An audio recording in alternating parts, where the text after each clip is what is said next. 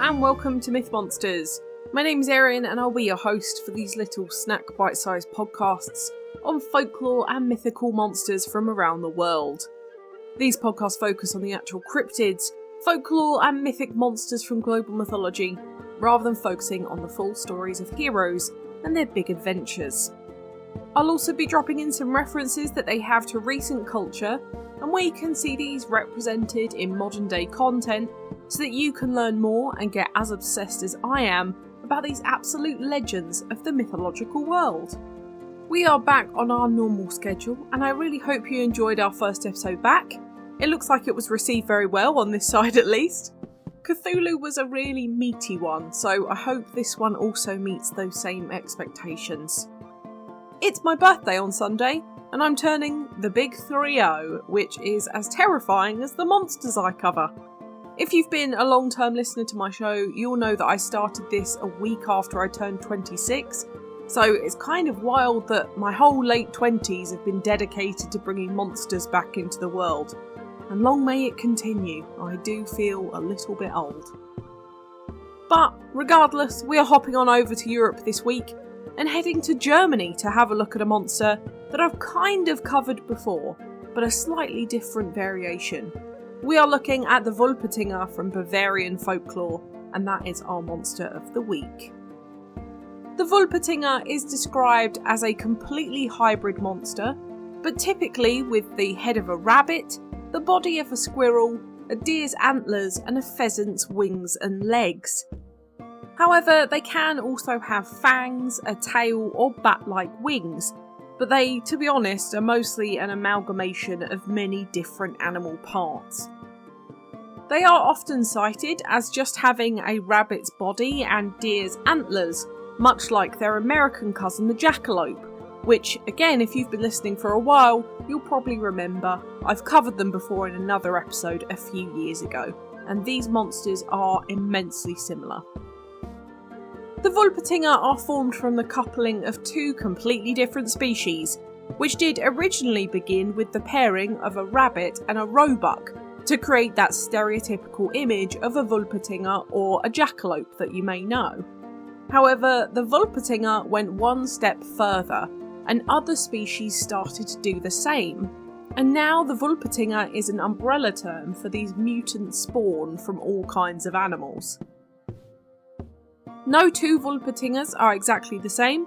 Even though they have the same parents, they can be a completely different combination of parts to make up something completely alien to us, making them a very unique taxidermy for anyone hunting them, which is kind of a big point. We'll come back to taxidermy.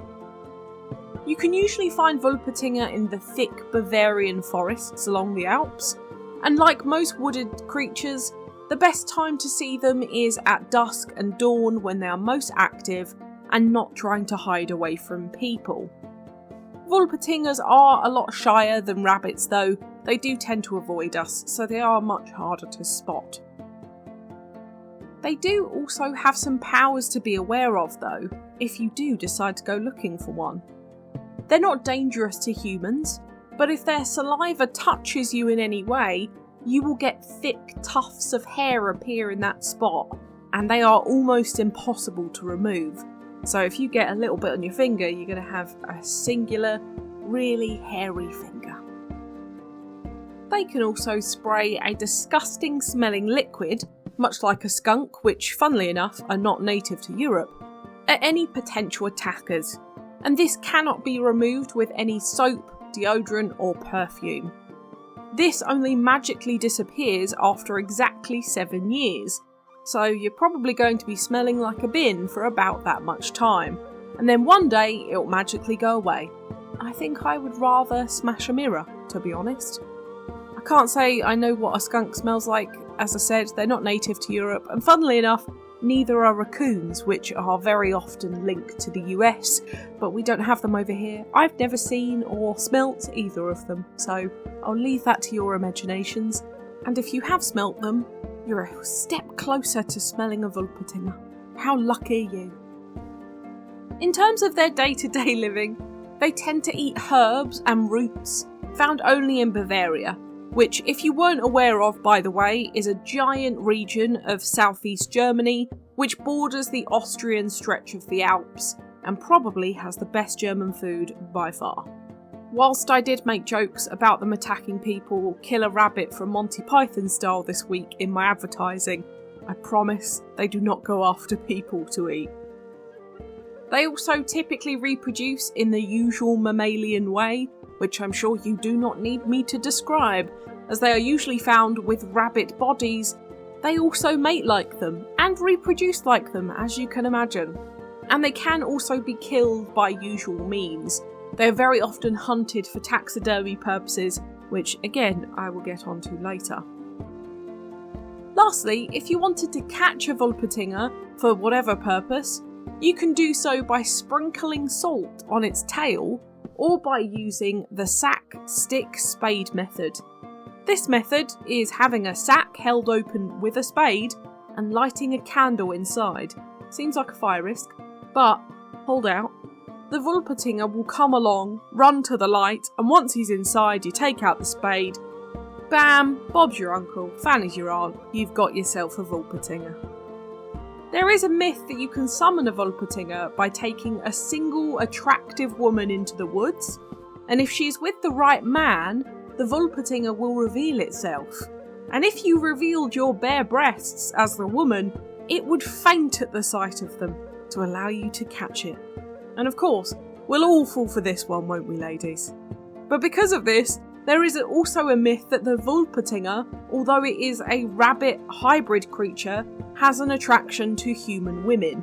And of course, we all know the connotations of rabbits alongside human women, but mythology-wise, this is contested, of course. Moving away from innuendos of all kinds, let's move on to etymology. Unfortunately, it's not a great one this week, although I do have some suggestions. Wolpertinger doesn't naturally translate to anything from German, but it's thought that this might relate to the Bavarian town of Wolterdingen, which is where they made schnapps glasses in the shapes of animals, which were then called Wolterdingers. Another theory is that their name comes from the German Night of Witches, or Wolpertinger, which happens on the 30th of April to celebrate the kind of second Halloween of Germany. If you're interested in the history of that, have a look separately. I'm not going to go into it in this. The myth of the Wolpertinger goes back to at least the early 1800s, and this all came about because, you may have guessed it, taxidermy. There it is. Yes, revoltingly, these creatures were put together by taxidermists, because mainly, they thought it was funny. There were actually competitions on how outrageous the mashup of creatures could be, and you could often find these hung up on the walls of Bavarian lodges, bars and pubs, mainly to trick tourists. Yes, just like the drop bear of Australia, Germans think that tricking tourists with myths about the Wolpertinger are hilarious, and I'm inclined to agree. Also, the myth about catching them by using single women created a fun pilgrimage for women by taking their boyfriends out to the woods to check if he's Mr. Right. And of course, if a Wolpertinger turns up, which we know they won't, it means that they probably need to leave him, which is equally very funny and very stupid. This happened throughout the whole 18th and 19th centuries, and Wolpertingers became a really important part of Bavarian culture. And there are still Wolpertinger taxidermies in museums in the area, as well as in those bars and pubs too, as a nod to the Bavarian history with the monster. Unfortunately though, we do have to talk about the reality of this monster that could be a case of mistaken identity, and that is inspired by the horrendous virus called the Shope papillomavirus, or Shope for short, which is a type of HPV that mainly affects mammalian wildlife. This one is very specific to rabbits and bunnies, and unfortunately does usually end in death for the subject. Why is this relevant to the Wolpertinger?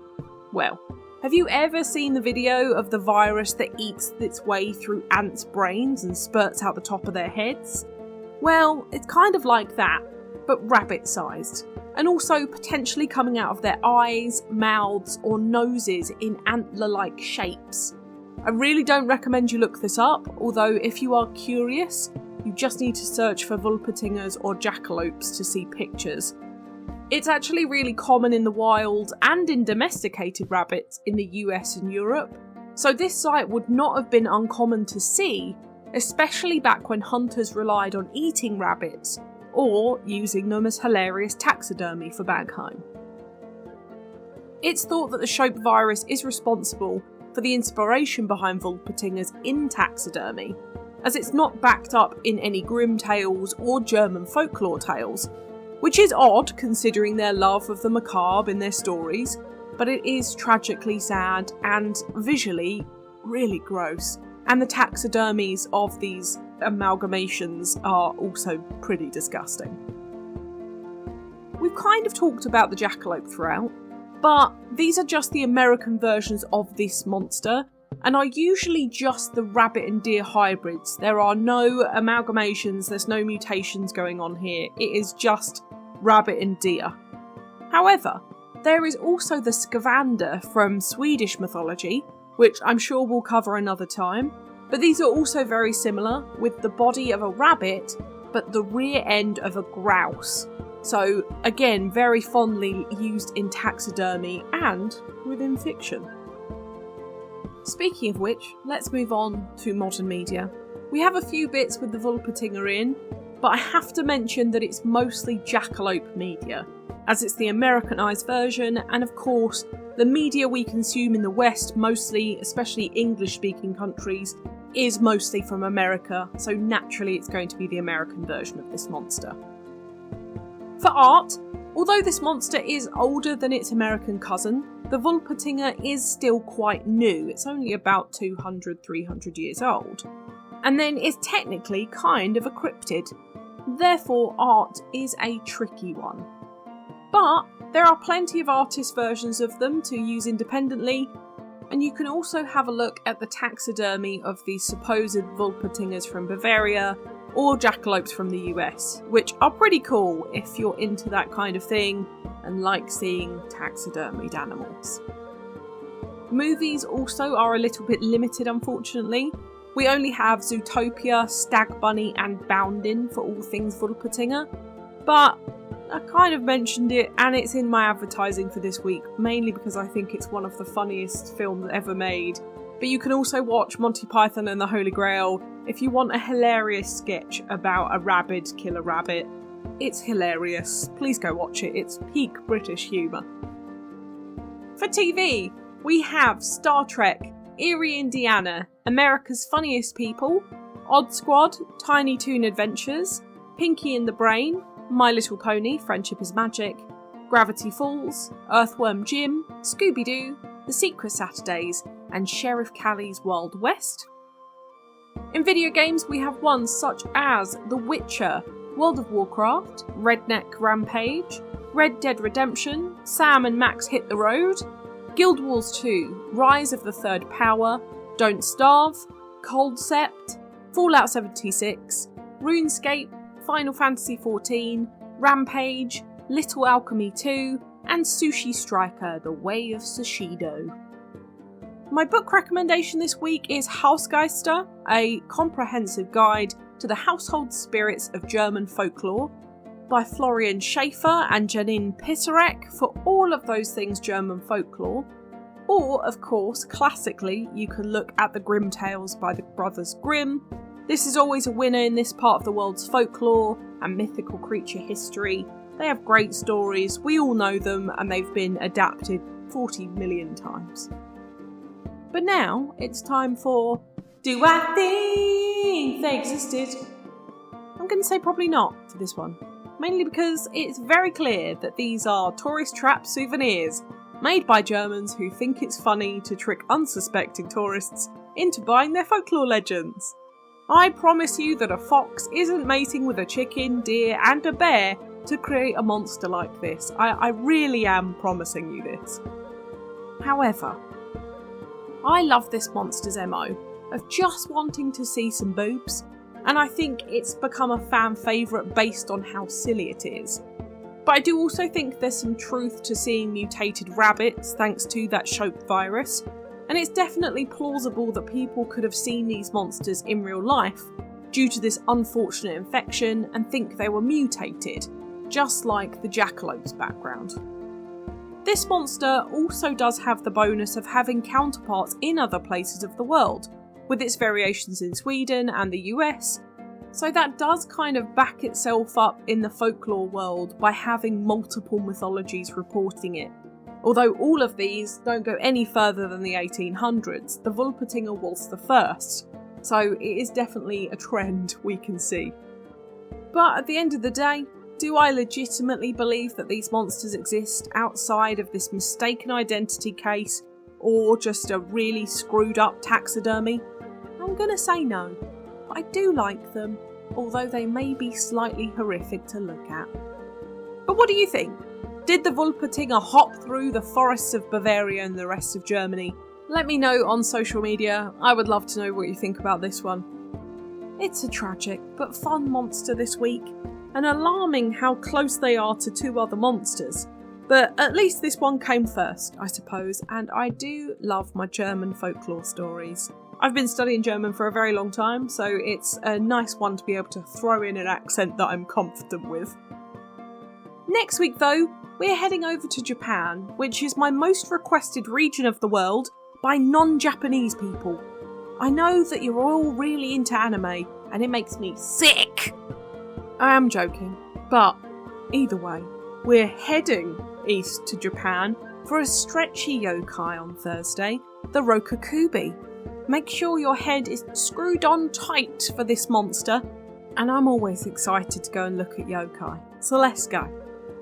For now though, thank you so much for listening. It's been an absolute pleasure. If you enjoyed this podcast, please give it a rating on the service you are listening on, and if you've got any questions or suggestions on what monsters to cover next, I'd really love to hear from you. The social media handles for TikTok, YouTube and Instagram are Myth Monsters Podcast, and the Twitter is Myth Monsters Pod. But I'm also now on Blue Sky under Myth Monsters, which I stress that everyone gets on. But all of our content can be found at mythmonsters.co.uk, and you can also find me on Good Pods, Buy Me a Coffee and Patreon if you want to help me fund the podcast too. Come join the fun though, share this with your pals, they might love me as much as you do. But for now, stay spooky, and I'll see you later, babes.